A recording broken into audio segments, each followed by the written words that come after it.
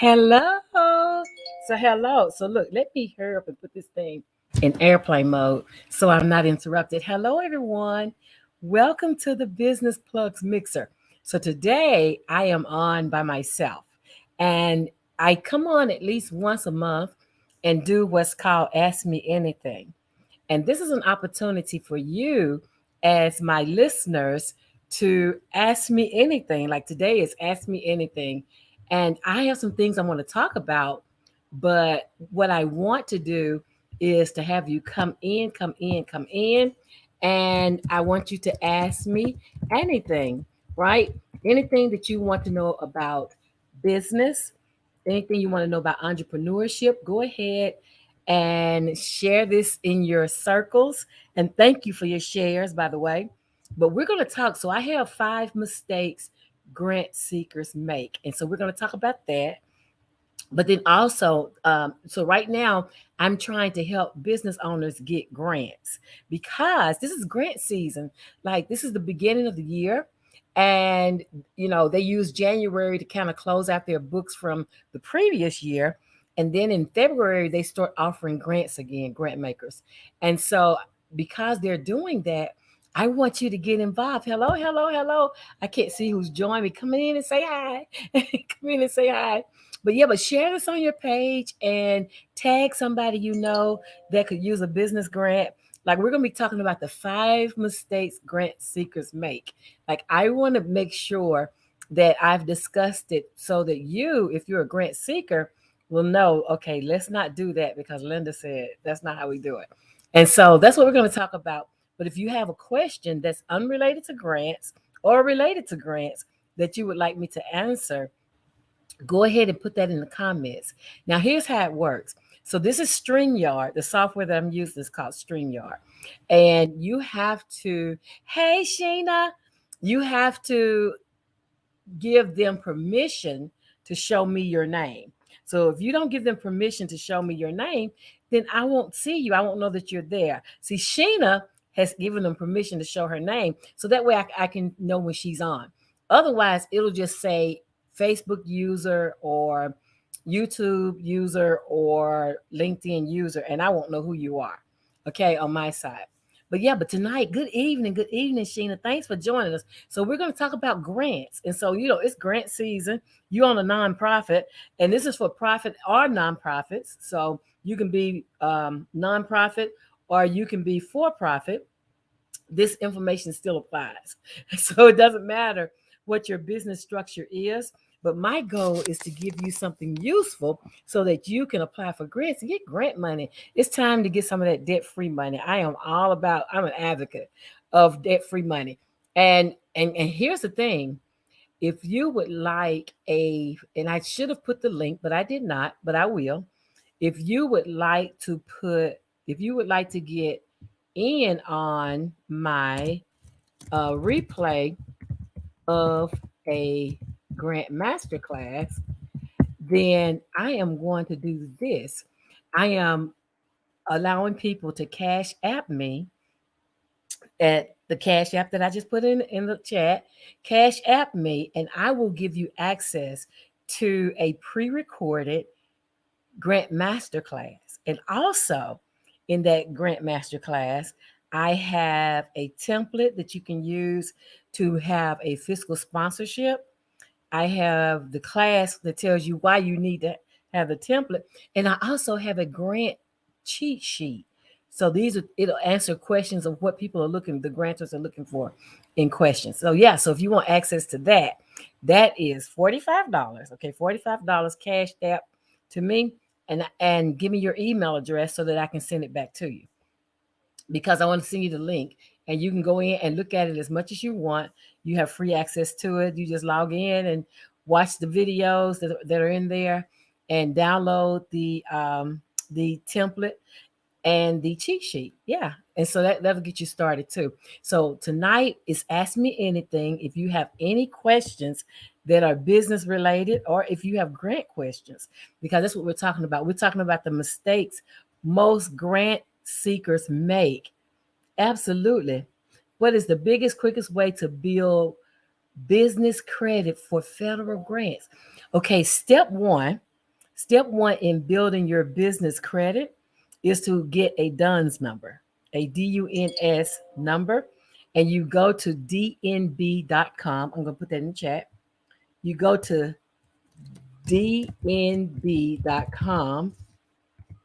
and you get your DUNS number. And it starts accumulating. Let me tell you, it's not a quick process. Like when you're dealing with personal credit, it's a little quicker. It's not as quick as personal credit. However, it does count, and um, it's not unattainable. You can get business credit, and in fact, Sheena, guess what? Um, I'm going to show where you need to go to get your DUNS number. But in fact, I'm going to have a guest either next week or the week after who does credit repair. Like he's a master at it and he's coming to share and bless my people. He's coming to bless my people. So he's going to be on and you can ask him anything about business credit, anything of that's his lane. That's what he does is he helps people to restore their credit. He helps them to build credit. And he also helps people who are making five figures in their business make six, seven, eight figures. I mean, that's what he's known for. He's a credit guy. He's a credit guy, but he's also a finance guy. So he's going to be with me either the 6th or the 13th. One of the two. He's coming. So be sure to write that question down to ask him because my lane, I try to stay in my lane. My lane is to help you to get strong foundations. And so tonight we're going to talk about 5 mistakes that grant seekers make. And so I want to make sure that we're covering the 5 things that grant seekers make. Okay. Because what happens is when you're trying to get a grant, you're excited. You've got all your paperwork together. You've gotten all your information together. But I have sat on a few uh, committees where they were making decisions about giving people money. And I've watched grants come in, grant requests, people come in. And this is what I know. So we're going to talk about it. So the first thing when you get, anytime you see a grant anywhere, I don't care who's offering it, anytime you see a grant anywhere, the first thing you want to do is read it before doing anything. Read everything before doing anything. That's the number one thing I see people do is they don't read it all. And so they don't understand the flow of it. They don't answer all the questions. We're going to talk about the other reasons. But the first thing, you receive an RFP, which is a request for proposal, or you receive an RFI, which is a request for information, or you receive an RFQ, which is a request for quote. Now, let me tell you about why they're different. The difference in them is this. If you get an RFP, it's a request for a proposal, and you're going to write the proposal about what services, what products you're offering. Okay. If they ask you for a RFI, they're just wanting your information. They want to know who you are, what you do, and just verify you are who you say you are. Because what happens is a lot of time with the federal government, they'll see how many people are out there to fill an order. And if they have 2 people that are qualified, certified, right? That's a whole nother thing. We'll talk about certifications. But if they see that there are 2 businesses out there that are certified, they can do a set aside. That means that they can earmark it toward business with a certain certification. So, request for information, they just want to know if you're out there. So you wouldn't send them a big proposal because that'd be too much information. And here's the thing, when you're doing this, it may sound good to go and be wordy and oh, I'm going to send them a 50-page proposal. Don't do it. Don't do it. Send them exactly what they asked for. Because the minute that you do what they have not asked you to do is the minute you disqualify yourself. They don't have a lot of time to go through and read 50 pages, right? So question answer, question ask, question ask, question answer. So RFI, send in your information. Tell them about your information. Like they'll have lines. What's the name of your business? What's your EIN number? What's your address? How's your business structure? If that's all they ask you, that's all you send back. Okay. Answer the questions they ask. The next thing is the RFQ is a request for a quote. Now, this is where they want you to tell them how much you have budgeted to do this service. So you're going to give them a breakdown, and sometimes they'll give you a form or they'll refer you to a standard form that they have. So you want to make sure that whatever format they tell you to put it in, if they tell you 12-inch font in times, what is it, times Roman numeral, do it. Do it however they tell you to do it. If they tell you to put it in times Roman, don't put it in Arial or don't put it in any of the other fonts. Put it in the exact font in the exact size that they tell you. Okay. So that's the first thing I see people do wrong. The second thing is they either don't have a team or they don't trust their team. So like when you get a request, a full request for proposal, it has sections to it. So there's a technical piece, there's a financial piece. It talks about how you marketing, and I mean there are several different pieces. And ideally, you have a team, because what somebody said last week in one of the meetings I was in is contract and grant work is teamwork. So it's not the kind of thing that you as a single person, especially when you're doing the federal government, it's not the kind of thing that's a one man show. Like if you're one man, you still have to find some people to back you up. So a financial person should answer the finance part. A marketing person should answer the marketing part. An operations person should answer the operations part. Like you need to have a team of people. Like, and then there's the account. The accountant does finances. The legal part should be answered by a legal person. So your team of folks that you have, even if you just outsource it, like even if you just pull them in when you need them, you still want the experts in those fields to answer those questions. It takes the lift off you. You can go back and see what they've written, but it takes the lift off you.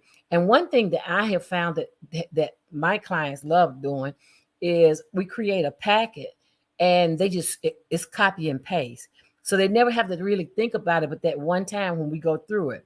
And that's another thing is I don't write grants or write business plans without my clients. Like it is impossible. It's impossible for me to know your business better than you.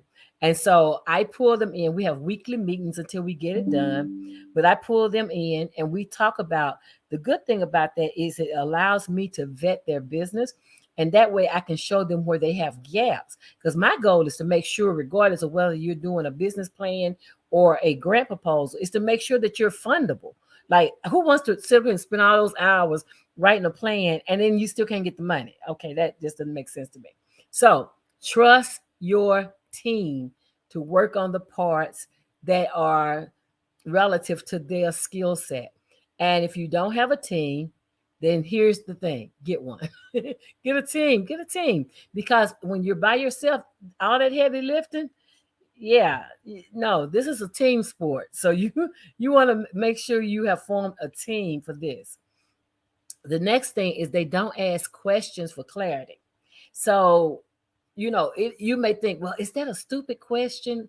I don't want to be sent out. I don't want to be embarrassed or look funny or whatever. There is no such thing as a stupid question when you need clarity, when it's going to get you thousands of dollars of support, or even if it gets you $500 of support, whatever it is. If you have a question that you're unclear on, you are better to ask your question. Ask your question. Okay? Ask your question for clarity. The next thing, oh, this breaks my heart because one of the committees I was on, I know this guy and he does remarkable work in the community. Remarkable work in the community. Remember I told you about read everything before doing anything?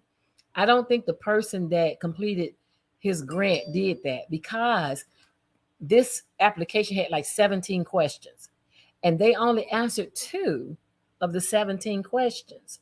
And even though I know personally they do a wonderful work, anytime you have a large amount of money being requested and a little amount of money that's being given, you have to have this disqualifiers. So having disqualifiers mean you have to see, okay, what did this grantor, this grant requester, what did they not do? And in this case, they didn't answer the questions. So I couldn't even say, well, I know them and no, that doesn't work. When you're sitting at the table and you're trying to be fair to everyone, to everybody that applied, the rules have to be consistent regardless of who you know.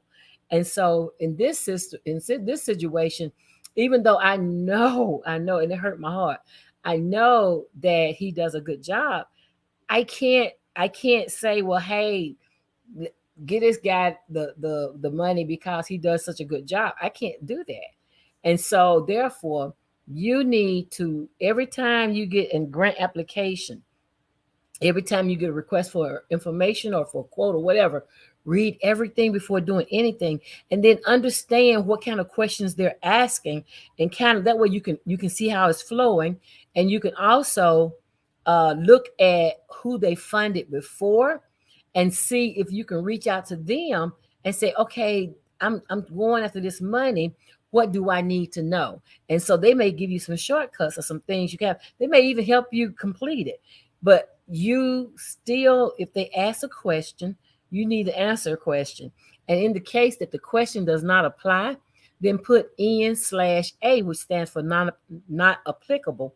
And then that way they'll know that you did actually see the question. So always, always, always complete all the questions asked. That's my point. My point is always, if they ask a question, you answer a question.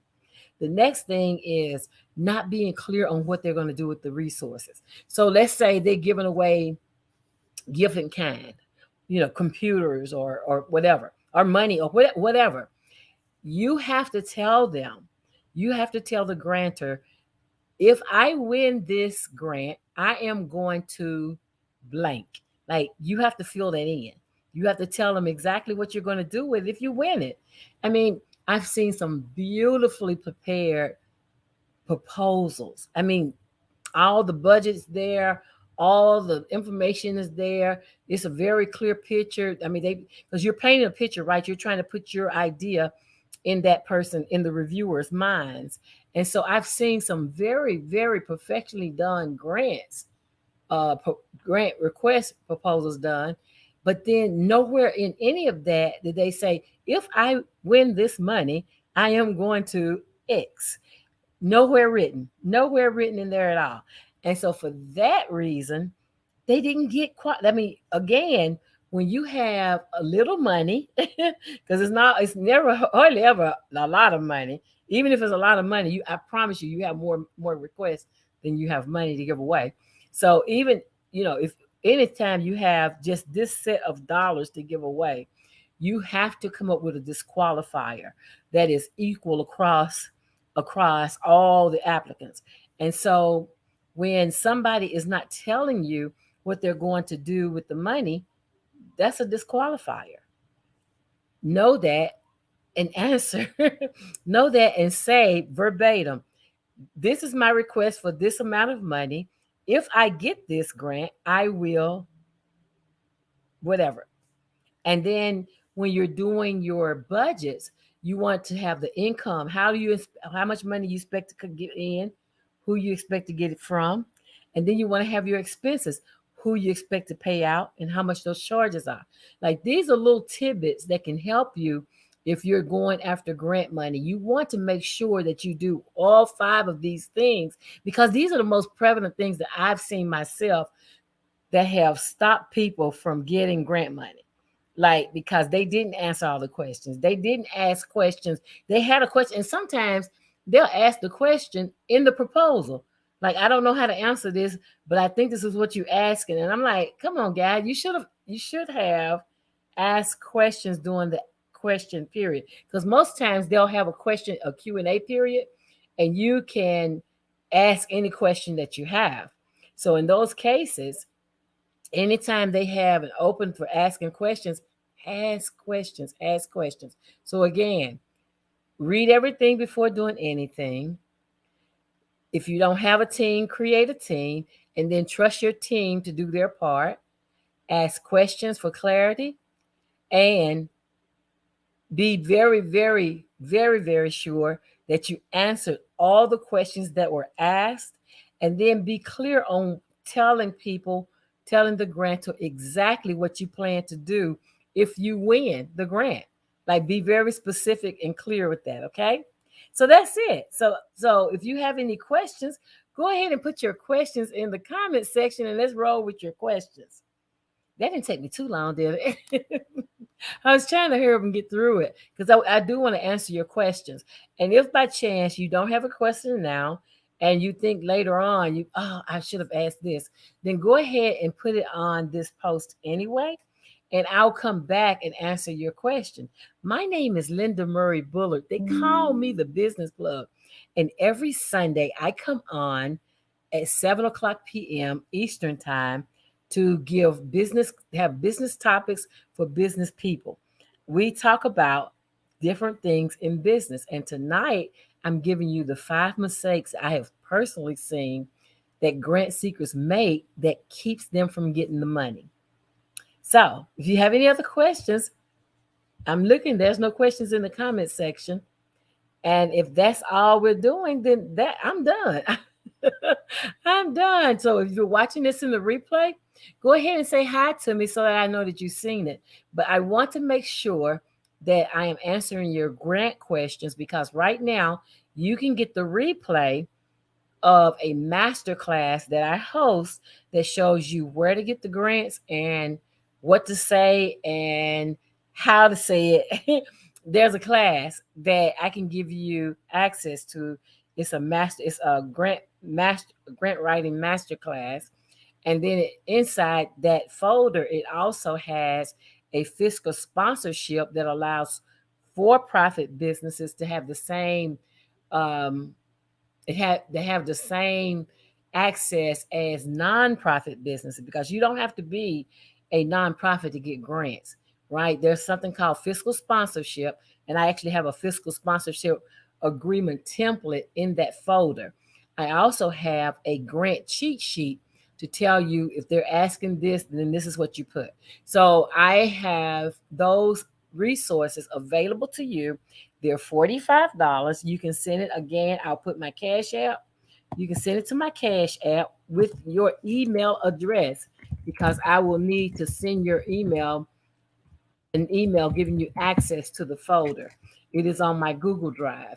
And so you can um, you can send $45 to $ Linda Murray Bullard, and I will send you the access to the masterclass folder. Again, in that folder is 2 hours of training. 2 hours of training.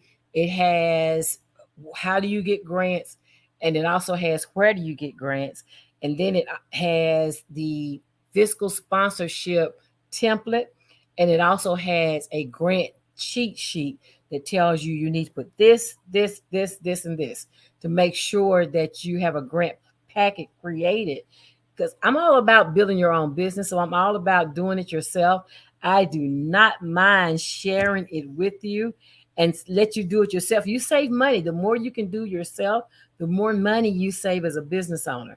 And so I'm all about training churches or people or organizations or groups or whomever.